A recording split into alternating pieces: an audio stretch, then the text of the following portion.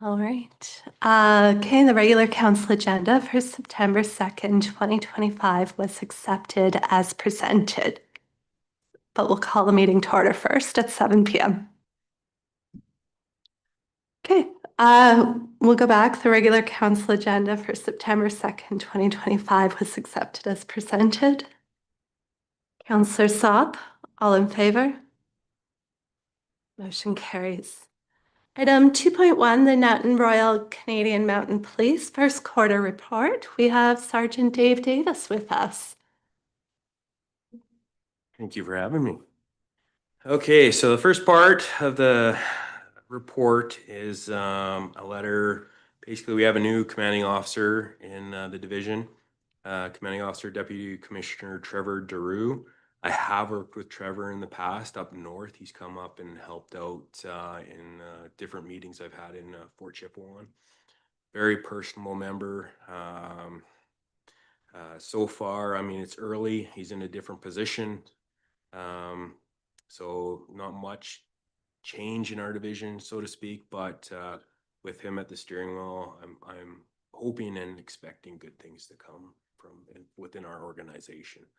And if you folks have the opportunity to meet him, you'll find same thing, very personable, kind of a no BS, let's get it done kind of guy, which is really nice to have at that position. And now into the report itself. So we had a good first quarter, definitely in comparison to last year. As far as traffic safety goes, we've done several joint check stops with the sheriffs, with our RCMP traffic services, based out of High River. And we've done, unfortunately, every time we do one of these, Carlos happens to be on course or something else, and he's been, come on, do something when I'm here. So it will happen. He'll be involved. Other than just the one-on-one, we usually pair up with him and try and get something done. We're also we've been on the hub radio again every week, and we do spotlights. So we're trying to with the second bar coming into town, we're trying to raise more impaired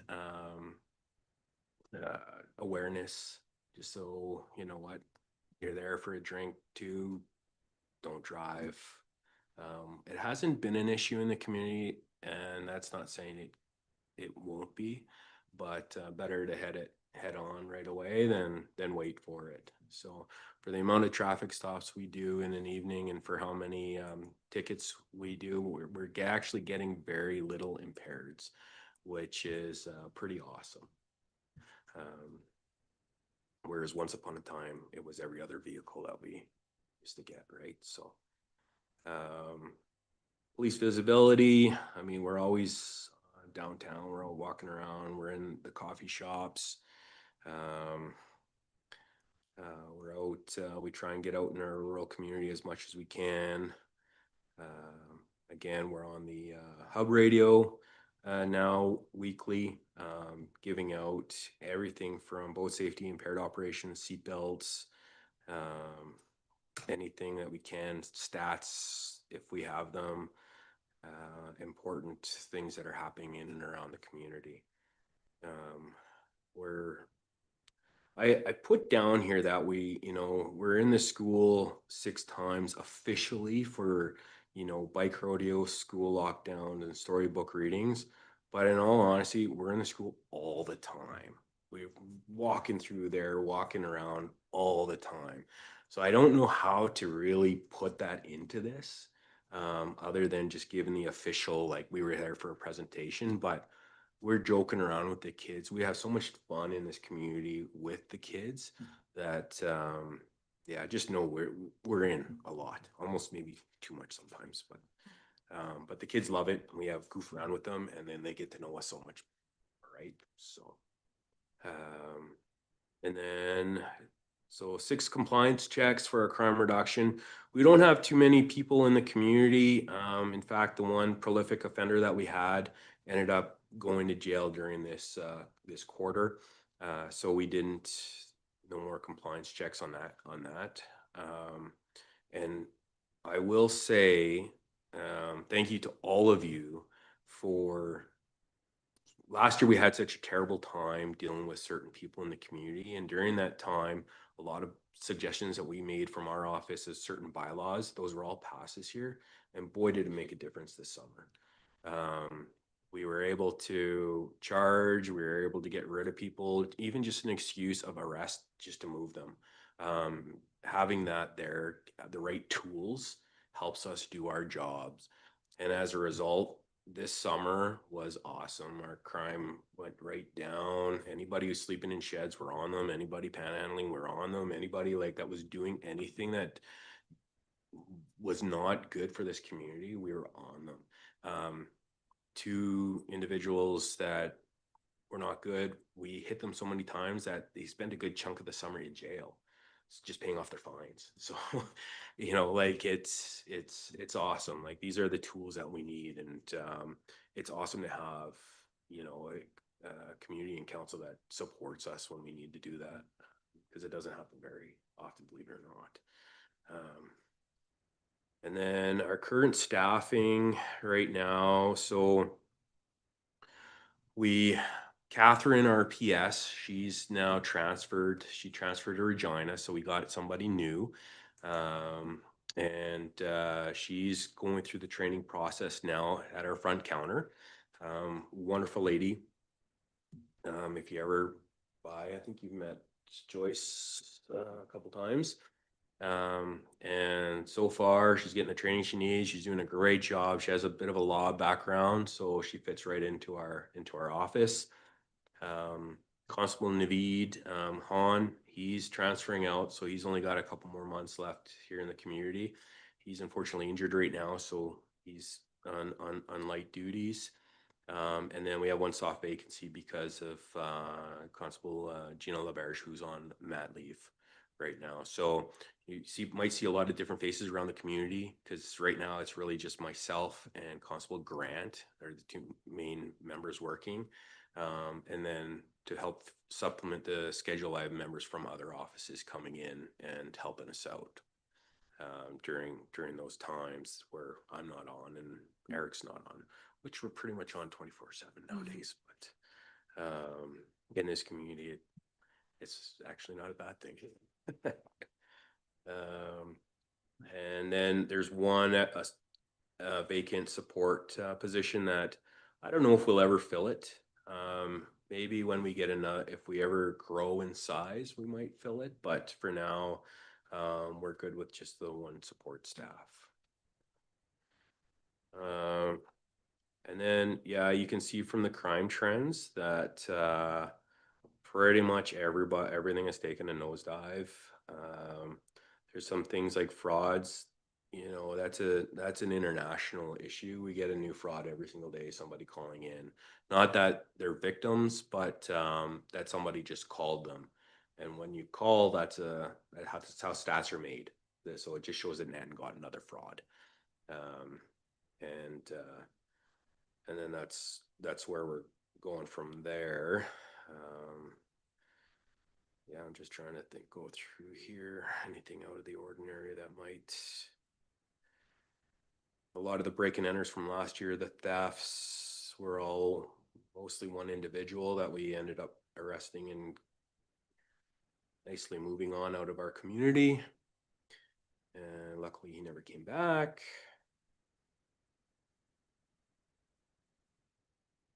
Let's see here. Yeah, nothing really outstanding on there. So we're about, as far as provincial ticket stats go, just with Eric and I, we're down about 100 less than we were this time, but we're still higher than previous years before that. So last year we had a full complement. We were all firing on all cylinders traffic wise, trying to keep up with Carlos, and we went crazy high last year by around this time. And then our criminal and trespassing and bylaws and everything that increased more so from last year, and that's just being on top of those individuals that were causing trouble in the community, to try and get them to move on. And we're still working on those individuals. Like I said, they go away for a month to jail, and then they come back, and it's just back and forth. Unfortunately, there's a couple businesses in the community that are helping these individuals stay in our community, and I've been trying to tell them it's okay to help individuals when they first come to the community, but when they start taking, then it's time to move them on. Like they're not doing anybody any good. And which they're now learning, because now even they've become victims. So hopefully that will change. Call wise from last year to this year is about the same call volume, and that's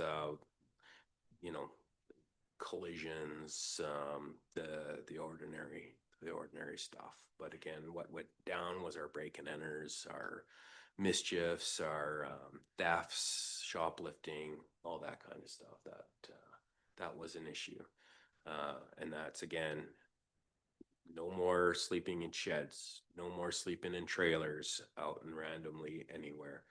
That's no more panhandling in front of Dairy Queen, Tim Hortons. No more sleeping at the campground and the ditch in the ditches and the trees behind the sheds there. And by moving those people on and constantly being on them, they didn't know where we were coming out of, and it helped control this summer really well. So,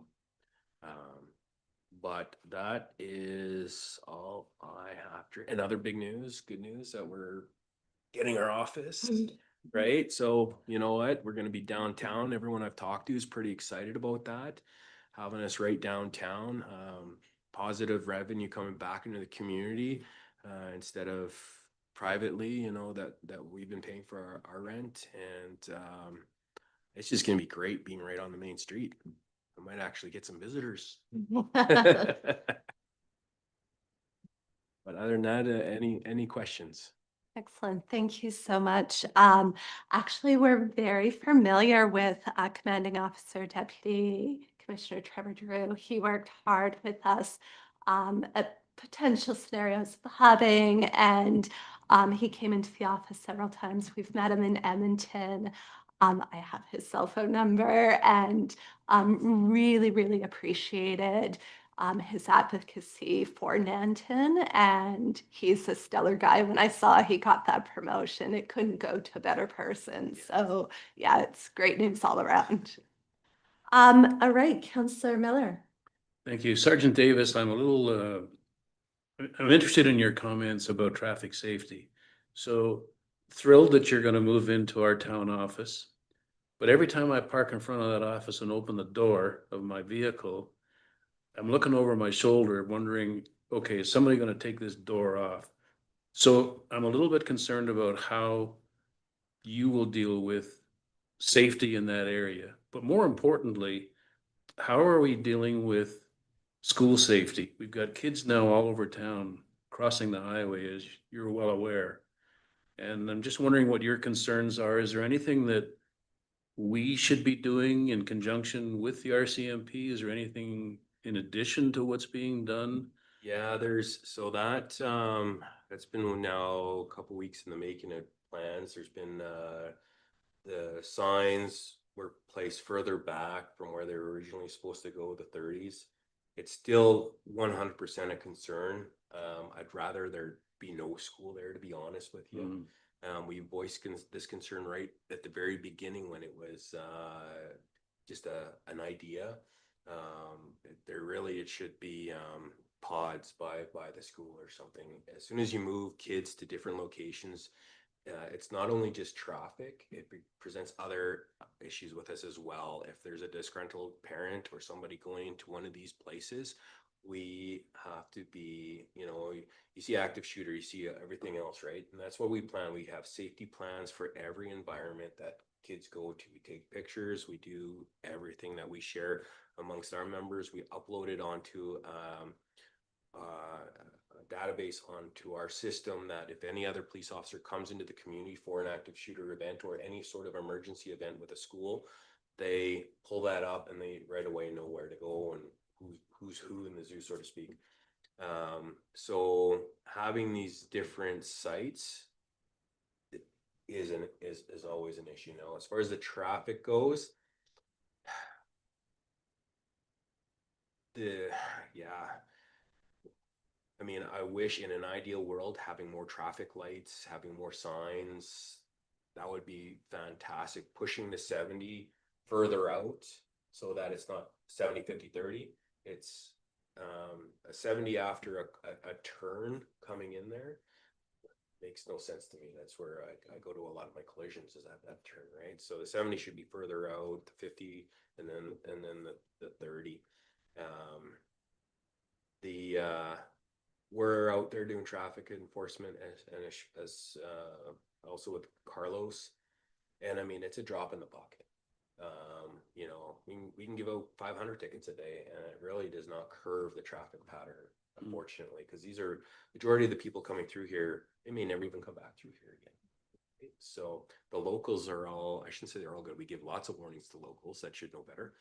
But for the most part, it's people coming traveling through. So the bright flashing lights are great. The speed signs that are there. And yeah, I don't know if during, I don't know, as far as the school goes, if they're going to have somebody with a vest on, helping kids cross the street, traffic, you know, crosswalk guardians, that sort of thing. But I mean, it's going to be a group effort. And so far, everything that we've done and suggested, I think has been done so far. With the painted, no parking, because we don't want to create any spots where a kid might jet out, right? So we have the no parking areas there, they're freshly painted. I saw that this morning. That's nice. Yeah, it's going to be certainly done everything we can for now, and then it's going to be a work in progress, unfortunately. If I could say stop, let's do something else, 100%. That's what I would do. I've heard more Jake breaks today than I think I've heard in the years that I've lived here. Yeah. It's obvious that they're trying to adhere. What about parking in front of your new offices? You've got lots of time to think about that. Yeah, parking in front of the office. I mean, really, I mean, if you look at our office now, it doesn't see a lot of traffic there. It's you know, one vehicle, two vehicles a day, so to speak, right? I mean, if it does become an issue, I mean, a lot of that's going to be done with property management and the parking in the back, and I don't know what any of that looks like at this point. As far as where our exits are going to be, where our parking is going to be, how things are, if they're going to be fenced, not fenced. I haven't seen any of that. I don't know if any of that's been shared or even started yet. But right now, as it stands, somebody with mobility issues can park in front of our detachment and they cannot get into our office. Because of the way the driveway is, the way the steps are. There's no ramp, there's nothing. So right now we're coming out to the cars and helping them. So right now, anything is better than what is in front of our office right now. The parking, if it gets, you know, if it becomes an issue, then we're going to have to put signage, maybe change the parking to around the corner or look at that when the time comes. Can you park an empty cruiser in front of it and just leave it there? I'm being a little facetious, but no. Most likely you would see at least, I mean, there's plenty of street there. So just like our office, there's usually always a PC parked there. So, and it's actually bring up a good point. It's not a bad traffic deterrent having one sitting there, right? So, right. And when one's not being utilized, there's no reason why it couldn't be parked there for sure. Well, Sergeant Davis, thank you for your comments. I know you've got your work cut out for you over the next couple of years with traffic safety in our community, but thank you for your efforts. Much appreciated. Thank you, Councillor Miller. And I'm not sure if you did hear, but we did submit a letter to Alberta Transportation for a traffic light study on 20th there as well. So we are trying to advocate for an actual traffic light, and hopefully we'll see what comes of that. Yeah, I did, Neil, because Neil had messaged me on that, and we learned that one hadn't done in a very long time. Yeah, and it was in January when they did the study as Yeah, well, like, which like, come on, right? Slowest So month of the year, we right? were very clear that we need this done in peak season as well. And just so there's not any gray areas, this is what we're looking for. Yeah, Yeah. and that's perfect because I mean we can say, you know, it's funny, we're out on the road all the time, and it seems like everything they're grabbing stats from collisions and this and that.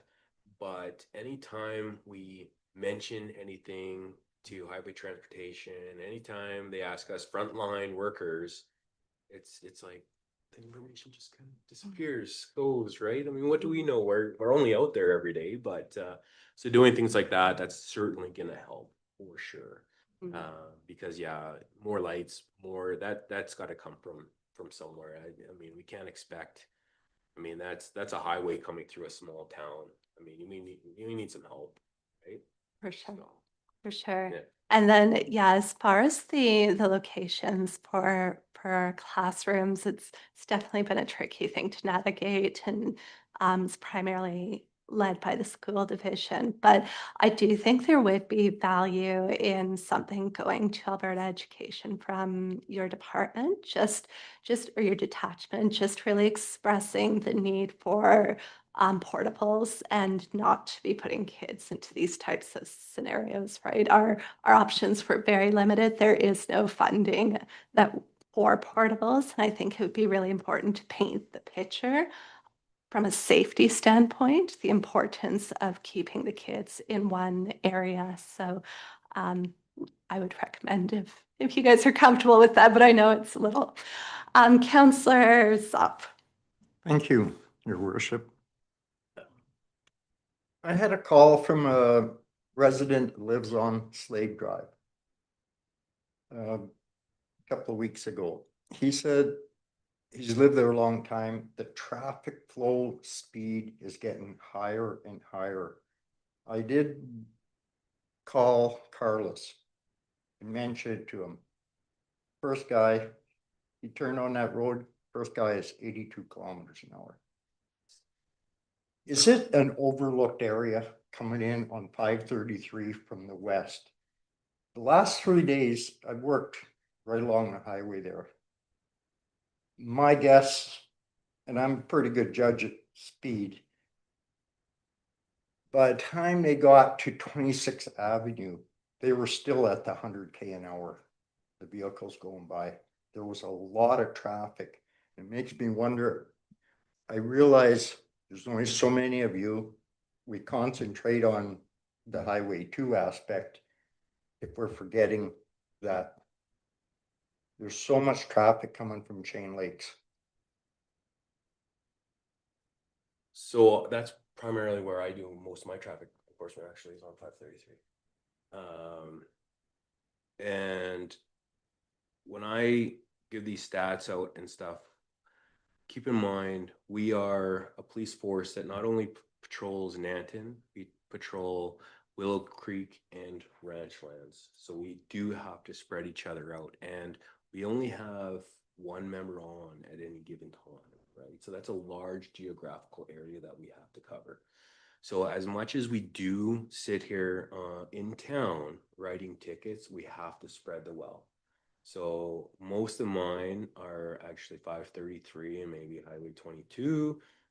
Constable Grant is mostly probably in town and just north and south on Highway 2 as well. And the just kind of all over the place, but it's tough to be everywhere at once, like you said. I mean, we can certainly look in that area. I mean, I'll just move further down 533 and sit there for a while and check it out. But I mean, a lot of times, even, I mean, you look at a vehicle, if it's a big vehicle, it's going to look like it's traveling fast. And then when you get in behind the gun, it's below the speed limit. And especially in that area, right? It's going to be that way. But if someone ever sees me sitting out there come over and have a look. You can see on my speeding, you see my pass, so see if you want, because I'm usually just having coffee, writing tickets. It wasn't the big trucks. No, There was guys pulling boats and campers just smoking through. And I realized the 60-kilometer sign out past the water plant, there's a lot of room there before you actually get to that first intersection. And this, I let the citizen know, I bring it to your attention. yeah. Thank you. Yeah, no problem at all. And again, that's part of our weekly broadcast. Please let us know, because if we're not aware of a certain problem area in the community, how are we supposed to attack it, right? Address it. So I've even changed my schedule and come in extra early to combat. Oh, this kid is leaving at 4 in the morning and ripping down. Okay, that's no problem. I'll come in at 4 o'clock in the morning and catch him. You know, and I always do. So, and it's never an issue again, right? So it's that's the beauty of being in a community like this. When we know a problem area, it's easy to attack and go after these issues, right? So, but it is tough if these people aren't local and they're ripping through there. I mean, we can ticket them every single day, and then it's going to be new people the next day, new people the next day, new people the next day, right? So, but having said that, we have found certain other areas where people in the community were sort of trying to sneak around us and the locals and ripping, going fast, maybe having a drink or two too many. And so we tackled those areas, and they're no longer problem areas. So if these are locals, then we can handle. Thanks for doing what you do, though. Yeah, thank you. And we always appreciate these updates. And I think it's really good for the community to hear and tune in and listen to what's going on in the community and the collaboration that we all have and the issues that we're hearing around town. So I think these are really, really valuable and appreciate your time. Yeah, thanks for joining us tonight. Take care. I think we're good. Have a good night. Yeah, the numbers are going in the right way, and it's been way more quieter this summer than it was last year, so. Okay, we'll get right on to the status report. Neil, was there anything you wanted to highlight? No major items beyond what I've written in the report. The letter has gone off to the Minister of Transportation and copied relevant agencies. I don't know if there's anything else to provide council with an update on it at this time. Okay. Capital plan status? So there's two, I suppose, two major pieces of news. We've taken receipt of the dewatering equipment for the wastewater treatment plant. The installation time is still awaiting some engineer timeline. We will shortly be taking receipt of the sewer line flushing machine as well. The vehicle has gone to have the equipment installed on top. So that when the water levels finally go down sufficiently in the wastewater line, we will be able to flush one particular line that goes under the golf course, which is badly needing that work. The other comment, which I have not got on my report here, is that we have approved the order of lit pedestrian crossing lighting equipment for 21st Street and Highway 2 South, based on the RCMP's recommendation just under 2 weeks ago. I can't give you a date on that, but it's been ordered. We'll have to take the hit in reserves or somewhere else, but it is on order, and hopefully that will make the area a little safer. All right, thank you for that, Neil. Council, do you have any questions? Councillor Mitchell? Yeah, real quick. Hey, when you bring that up, I know this is all projects and all that stuff, because it kind of got me thinking. The town owns the biggest billboard. What's the plan when the grad picture comes down? Could we do something to let people know that it's 30? That's the biggest billboard on the highway. Yes, we can do that. That's, if council feel that would be a good thing to do, we can certainly, Yeah, I know we keep the grad picture up for a certain time, but yeah. I'm just thinking, especially just chatting with, moving the, like, RCMP, Mhm. move everything back and all that stuff, but you can't not see. So maybe the way we message it might just get everybody to, Even more. yeah, Mhm. so I'm not sure if we can task you with coming up with something. No, we could, we can have a discussion. We should have about that. something on there anyway, Yeah. so.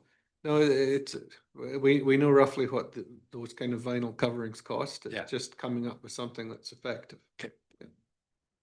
Thank you, Councillor Mitchell. Any other questions? Not seeing any. The councillors all having read the minutes, there being no errors, omissions, or corrections.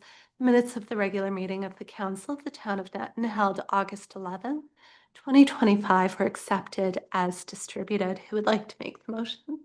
Councillor Miller? All in favor? Motion carries.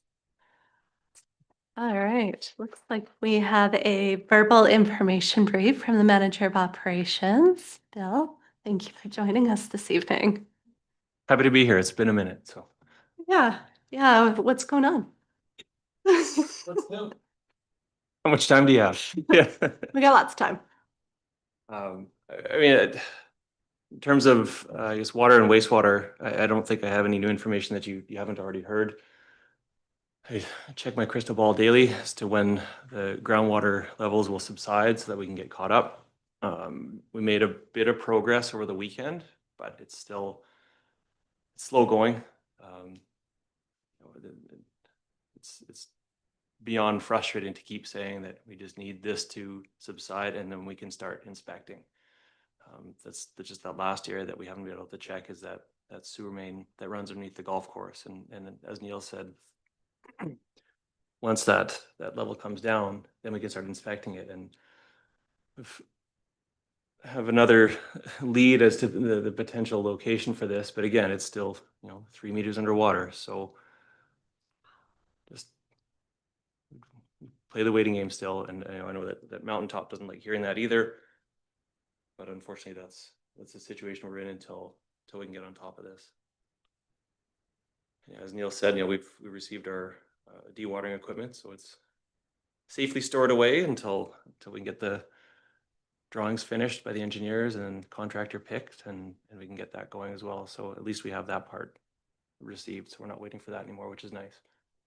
So any questions that you have on the goings on, I'm happy to answer. Yeah, for sure. So what will it take to bring those water levels down? Time.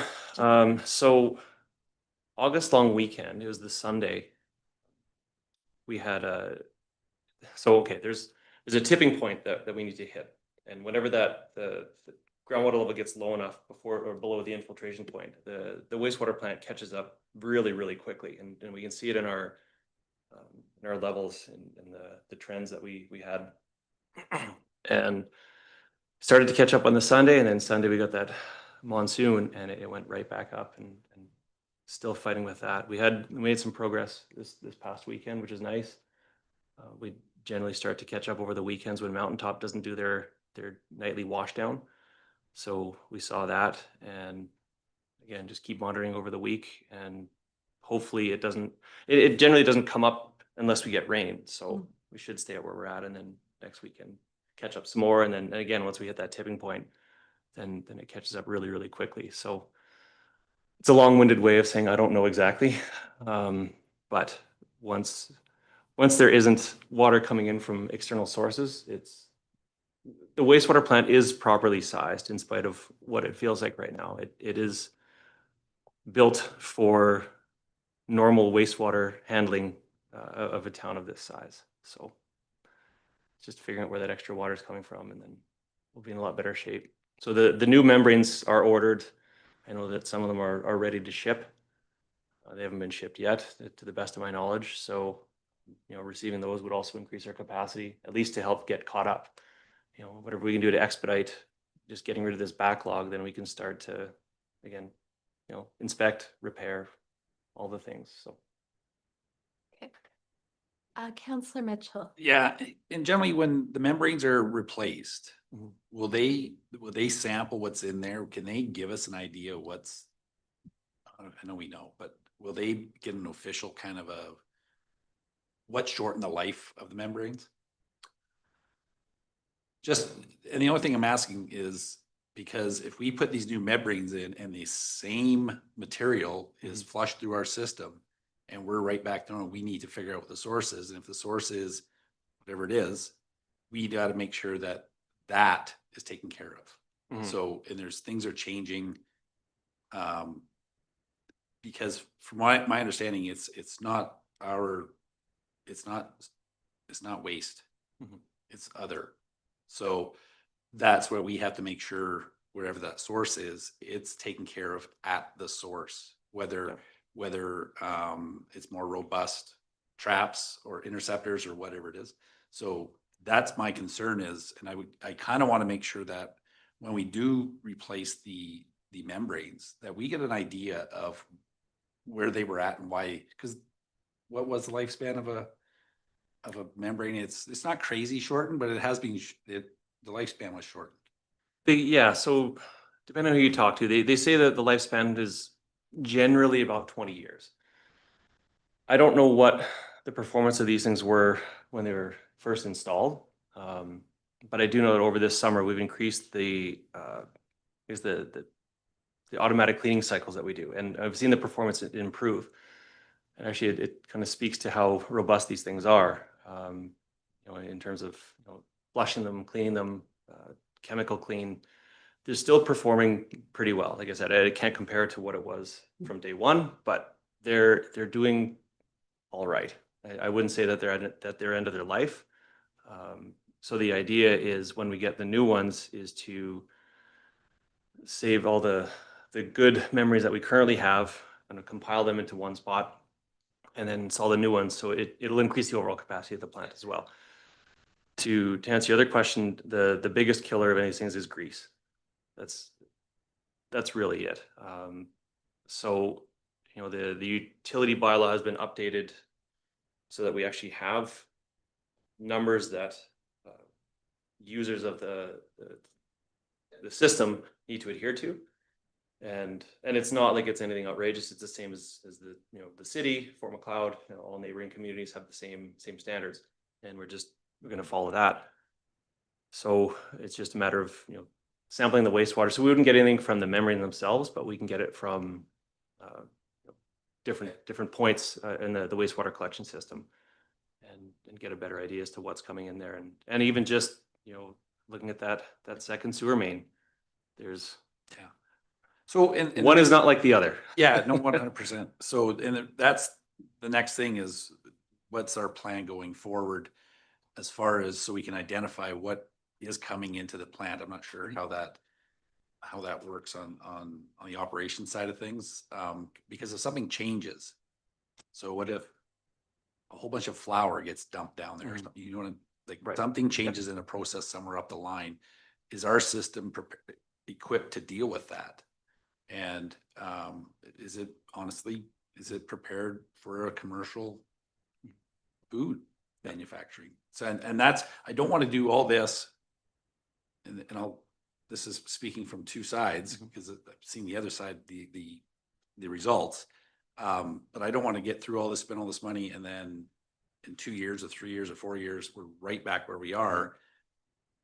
There's got to be checks and balances in place now that whoever the producer of the material is held accountable. So, and again, it needs to be done regardless. And it could be anybody, but the other thing too is I noticed the new cells, did they fill with groundwater? Sorry, what's that? The new cell? Yep. Is that groundwater that we're seeing? No. That's you guys pushing it? Okay. Correct. Yeah. Okay. That's what I was looking. I saw it because it was quick and I'm like, well, it's great, but just confirming that it was okay.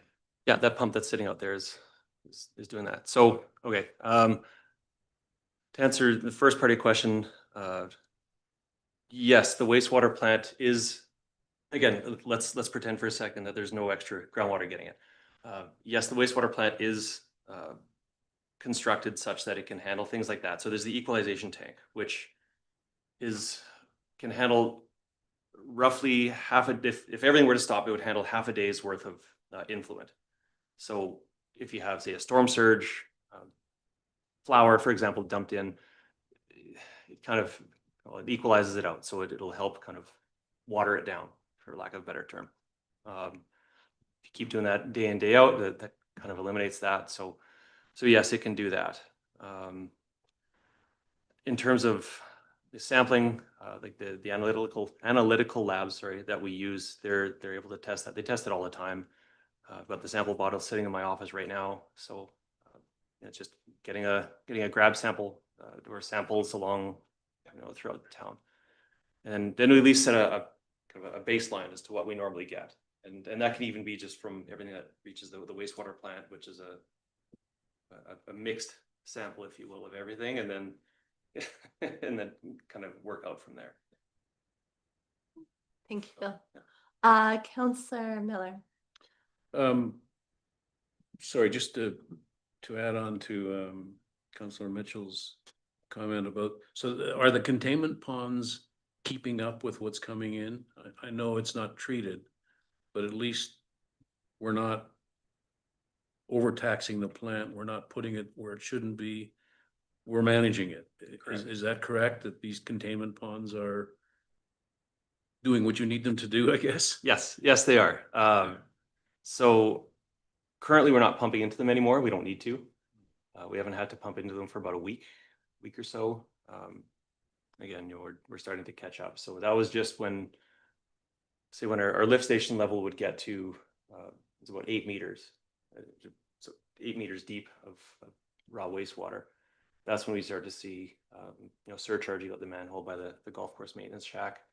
So we ran the pumping out of the big sewer main to keep it below those levels when we needed to, and now we're consistently below that, so we don't need to anymore. So they're just out they're holding the wastewater until we can get it down low enough, and we'll just pump back into the wastewater collection system and drain those containment cells. So there's still discussion as to whether they stay there, let's call it permanently, or if we can eliminate some of them.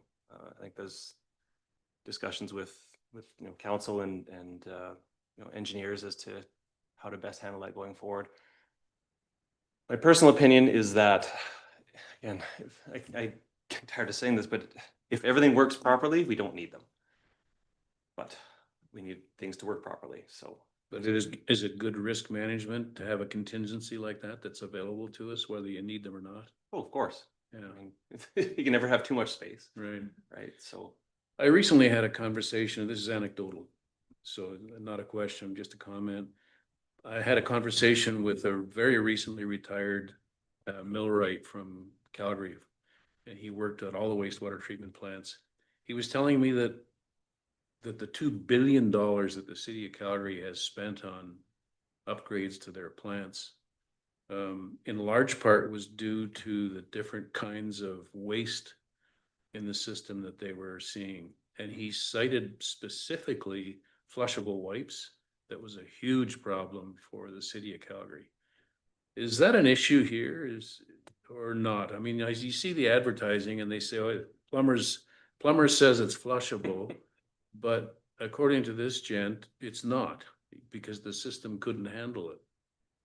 well, so a wastewater plant, in essence, is, think of it as a large biology experiment. I mean, you have the bacteria that break this down. Everything else that doesn't break down is essentially just that. It can clog up the system. So we have a grinder pump, I guess, at the head end to break up solids, rocks, things like that. Then we have our filter belts, which will eliminate the non-degradable solids, such as non-flushable wipes, whatever else, coffee grinds, that kind of stuff. So it should all be caught before it gets into the wastewater plant. When we're full like this, there is some overflow, so some can get by. When we've pulled the membranes and cleaned them, we haven't really noticed a whole lot of that, which is good. So it's not plugging that up. It's going back to oils and grease, and that's what's really gumming the system up. So the non-flushables, know they shouldn't be there, but we're set up to filter out most of that. So it's really not an issue then, as far as you're concerned. No, that isn't to say people can start flushing them, but it's, yeah, we're managing that part. Okay. That's a non-issue. Okay, Bill, thank you. Councillor Saab. Thank you. Because I'm not a water plant guy, how many actual separate membranes are there? So, excuse me. Right now, okay, so the wastewater plant has two identical trains. And within each train, there are 3 slots for called membrane cassettes. And within each cassette, you can have, I think, 48 modules. So I can't remember, it's each module can handle, I think it's 370 square feet of surface area. So How many you get? lots. We're the original agreement that was written up from the manufacturer to the town was we have 10 years to get basically like for like replacement. So there have been advancements in the construction, so they can squeeze the same footprint of surface area into a smaller unit itself. So we're getting fewer membrane modules, but it's the same surface area at the end of it. So they're just more concentrated, I guess. So we're getting the same number that we used to have when we first built the plant. I still don't know. Is there 48 of them? There are, gosh, it's in the, I Roughly. can't remember the let's say I honestly don't remember. I'll have to look at the document, So but Thi- each one has 48 and there are 4 of them. So what's that? 200, 190, 2, 4, 6, 8, 192. This goes back to budget. Mhm. Should administration look at every 5 years, I don't know the life expectancy, that you need to replace 25% of them Mhm. on a rotating basis and not wait till there's a huge incident where they're all failing at the same time? Mhm. Should we be changing them? We're kind of doing it with the Mhm. furnaces there at the community hall. We're changing one every 3 years or 4 years. Should we be changing some of the membranes every so many years to keep it optimal? I don't think so. Again, I think that when the plant was built, there were some things that were, say, overlooked.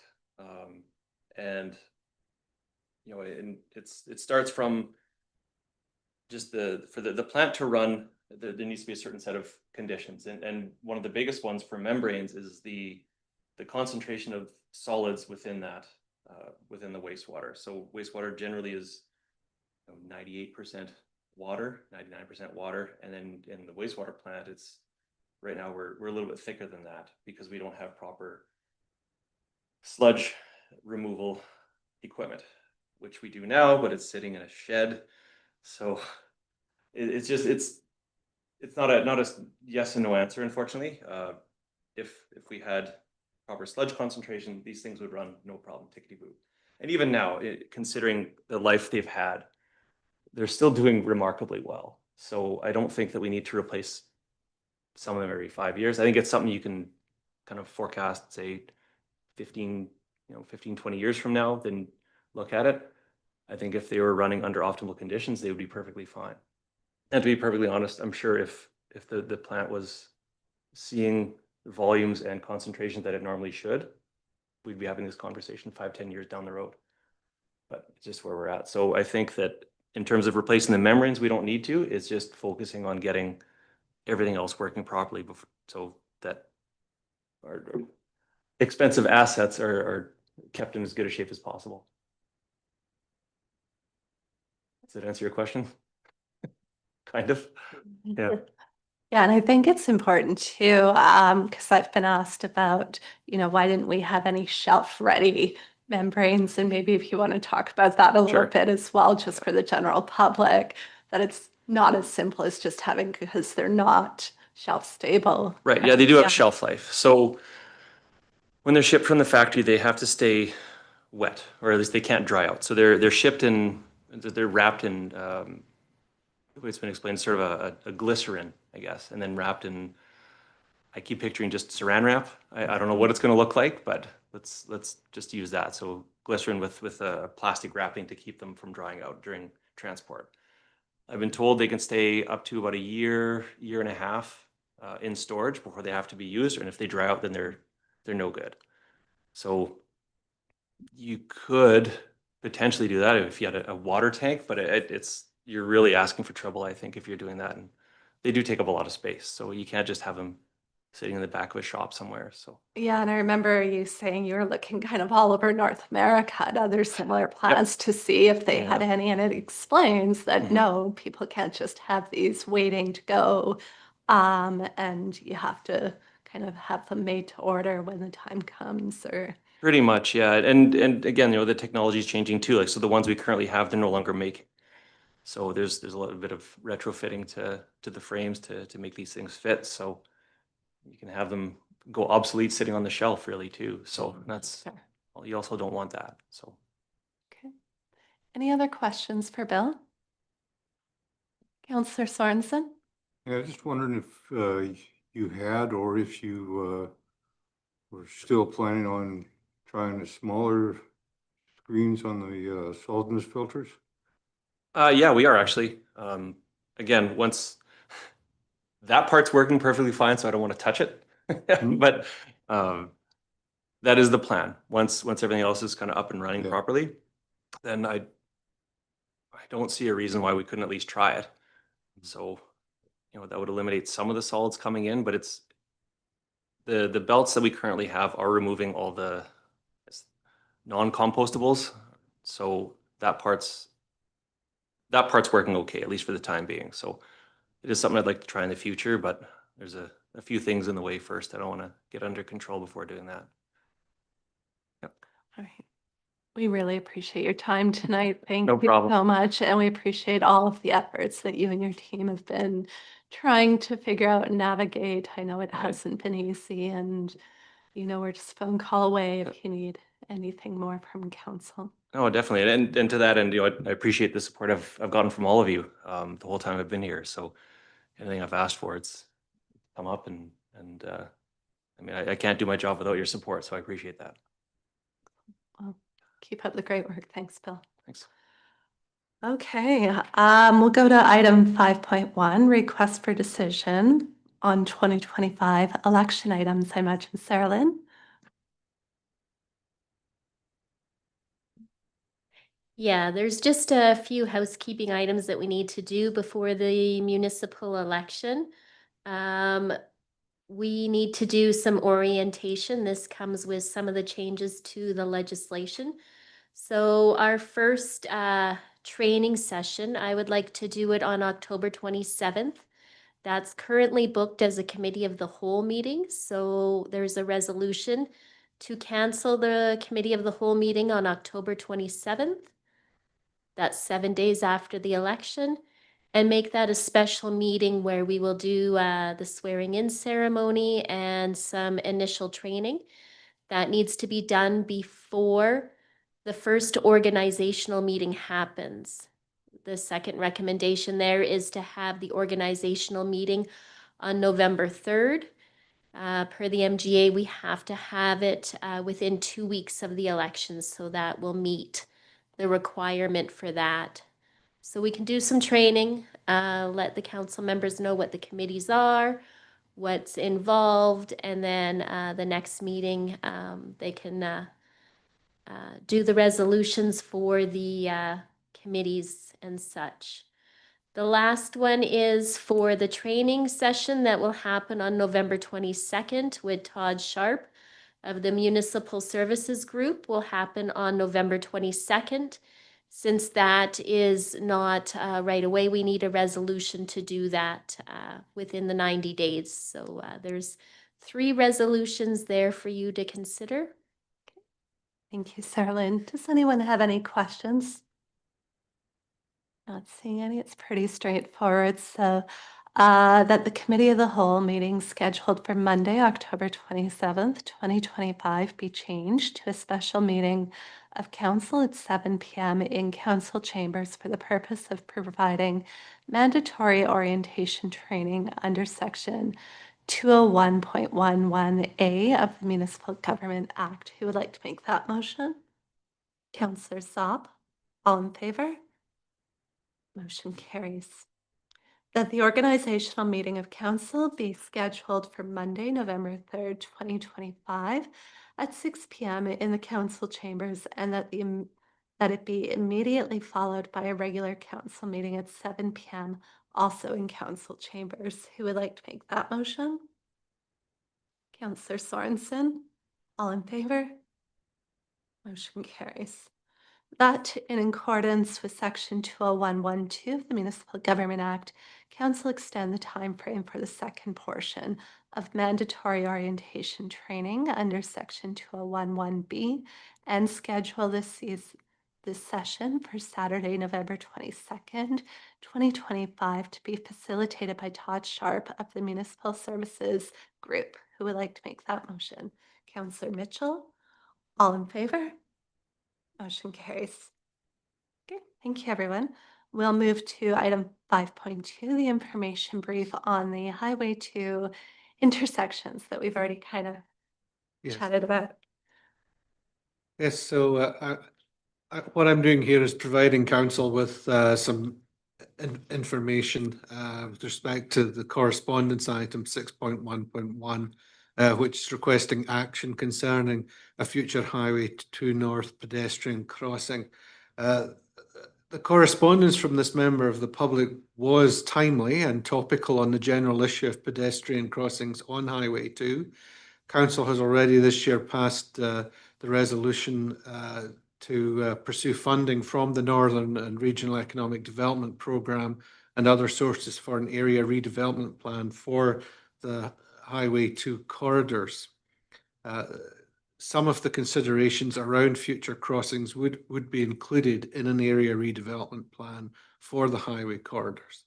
The map attached to the report does represent a summary of known existing issues in and around pedestrian crossings over Highway 2, both lit and unlit at this time. And I'll just quickly move to that. And of course, I can't get it on the whole screen there, but Highway 2 South has 13 pedestrian crossings. Highway 2 North, which is more sparsely populated on the east side of town, has 6 crossings.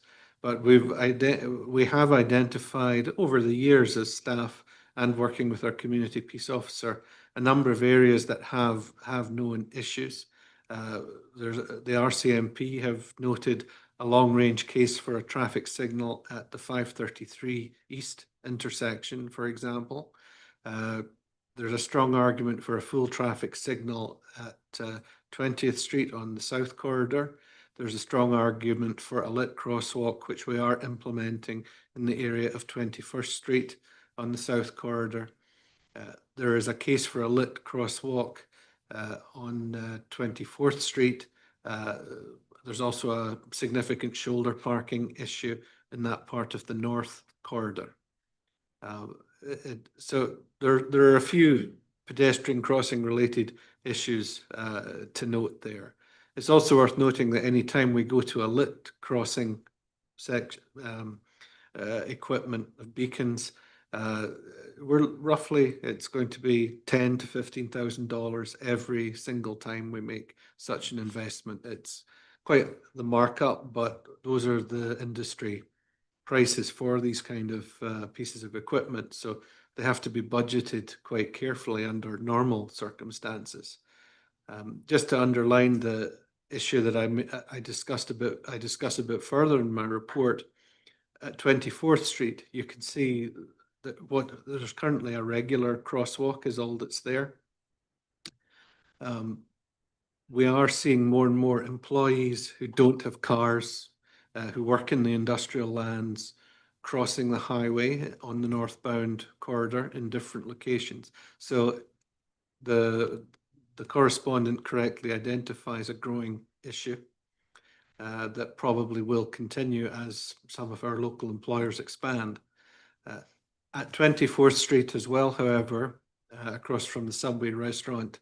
We also have another issue which may require some expertise and recommendations as to how we tackle it.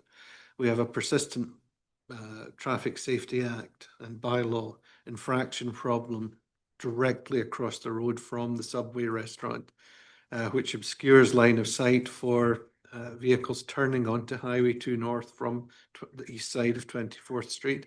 You cannot see oncoming traffic if there is a semi parked there. And they're frequently parked almost right up to the crosswalk line. And despite our peace officers' best attempts to do enforcement and compliance there, it seems to be an intractable problem that may need some other kind of solution, which of an engineering kind, if Alberta Transportation will work with us on it. But that is a persistent issue that we are a little concerned about. That's just an alternate view. So if a vehicle is parked here, where my arrow is pointing, and you're trying to get across or turn north, you cannot see the oncoming traffic, and we're all just assuming they're going at 50 kilometers an hour. So it's something that I'm certainly hoping we can tackle in the next year or so. So the challenges are lack of a lit crosswalk for growing numbers of pedestrian and cycling individuals who work in the industrial areas, persistent risk and bylaw traffic safety violations by heavy vehicles parking in the shoulder of the northbound corridor. And those are the issues that have most crossed staff's mind on this kind of question. The correspondence submitted makes very good points, with the exception of the location desired. There's little case to apply to Alberta Transportation for a northbound pedestrian crossing, standard or lit, at 22nd Street, as there's no direct public access to 18th or 19th Avenues via the adjacent lands once you're across. In fact, by doing that, you're potentially facilitating trespass and some other issues as well. 24th Street's already in place, and it's designed for the public in that location. If in future the town were to implement a continuation of the pathway system all the way down to 28th Street, basically the Flying J, along the old railway right-of-way, the recommended next northbound pedestrian crossing after that would be at 28th Street, because then you're facilitating pedestrian access to the truck stop, restaurants, and to the south crossing that takes people over to Lions Grove Park and the residential areas beyond. So that's really it. I don't really have any major recommendations at this time. If council would like them to make any, but if you do want to take any action at this time, we would encourage council to move discussion of a lit pedestrian crossing and East Highway shoulder improvements at 24th Street and Highway 2 North to the 2026 budget. A lit crossing for the southbound United Church area, as we've discussed already, is on order, and we've gotten feedback from Alberta Transportation and the RCMP on that. Alberta Transportation at extremely short notice painted the zebra lines last week, and we're very grateful to them for doing that. It was an RC, just to stress on that particular one, it was an RCMP recommendation. Alberta Transportation had not required that in our earlier discussions, but they're not going to stand in the way of it if they're not paying for it either. So, we would like to continue with our submission to the Northern and Regional Economic Development Programme, as increasingly it looks like addressing some of these long-range issues is very important. Any questions, Councillor Miller? Pardon my ignorance here, but at 24th Street northbound on the highway, is there no parking signs there on that shoulder currently? We have signs installed, and we augmented the signage last year, I believe. They're just ignored. This reminds me of, I think I've mentioned it at council here once before, but driving through Salmon Arm, there's a Tim Hortons restaurant right across the highway. And it used to be a really convenient place just to pull over on the highway and park. And I did it, lots of truckers did it, and everybody else did it. But they finally put up signs, and I forget what other mitigation they've got, but you drive through Salmon Arm now, and there is no parking on that shoulder, none. Whatever they've done, we need to replicate it here, because there obviously is a way to stop that parking. They're gonna have to find a way to pull around the corner or park somewhere safe, or we give them a place to park somewhere safe. But I really would like to see us pay some attention to resolving this and not waiting a year, not waiting for somebody from senior government to do something for us. I realize this is highway property, but we have to look after ourselves first. And I think we need to do something, and I'd be looking for administration to come back to council with some recommendations on what can we do. Yeah, the enforcement angle of it is very clear, and there's no, you're not even supposed to leave a vehicle unattended if you park in the shoulder. So the minute someone crosses the road to go to Subway, they're in violation. However, it's a very convenient spot, and I would agree with the councillor. We need some kind of physical solution. Any other questions, comments? So for the time being, we'll leave it as is, but maybe have more conversations for the next council. Okay. Okay.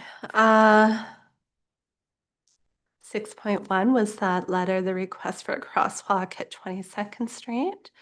6.2.1, the Chinook Arch Board report.